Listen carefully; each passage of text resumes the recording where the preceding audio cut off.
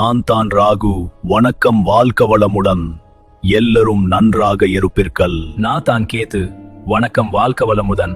எல்லோரும் நன்றாக இருப்பீர்கள். கடல் கரையோரம் பெரும் சண்டை வெடித்தது. அப்போது விஷ்ணு மோகினியாக மாறினார். அழகு, நாணம், மாயை ஆகியவற்றின் சங்கமம். மோகினி, நான் தான் அமிர்தத்தை பகிர்வேன் என்று கூறினாள். அசுரர்கள் அவளின் முகத்தை பார்த்து மயங்கினர். மோகினி தேவர்களை ஒருபுறம் அமரச் செய்தாள், அசுரர்களை மறுபுறம். ஒரு அசுரன் தேவராக வேடமிட்டு தேவர்களோடு இணைந்து அவர்களுடன் கலந்து நின்றான். மோகினியும் அமிர்தத்தை அவனுக்கு கொடுக்க அவன் அதனை பருகினான். மோகினி விஷ்ணுவாக மாறி தேவர்களிடம் இணைந்தார்.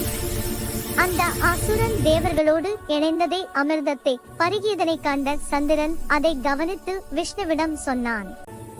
உடனே விஷ்ணு சுதர்சன சக்கரத்தை வீசினார். அந்த அசுரனின் தலையும் உடலும் பிரிந்தது. அமிர்தத்தை குடித்ததனால் உயிர் இழப்பு ஏற்படாததால் விஷ்ணு உடலோடு பாம்பின் தலையை இணைத்து அவரை ராகுவாகவும், தலையை பாம்பின் உடலோடு இணைத்து உடல் கேதுவாகவும் ஆனது. பிறகு இருவருக்கும் கிரக அந்தஸ்து கொடுத்து வாழ்த்தினார். இவ்வாறு ராகு கேது உருவானதாக ஜோதிடம் விளக்குகிறது.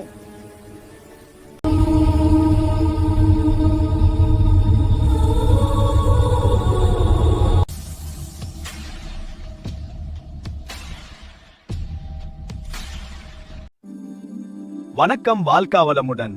எல்லோரும் நன்றாக இருப்பீர்கள்.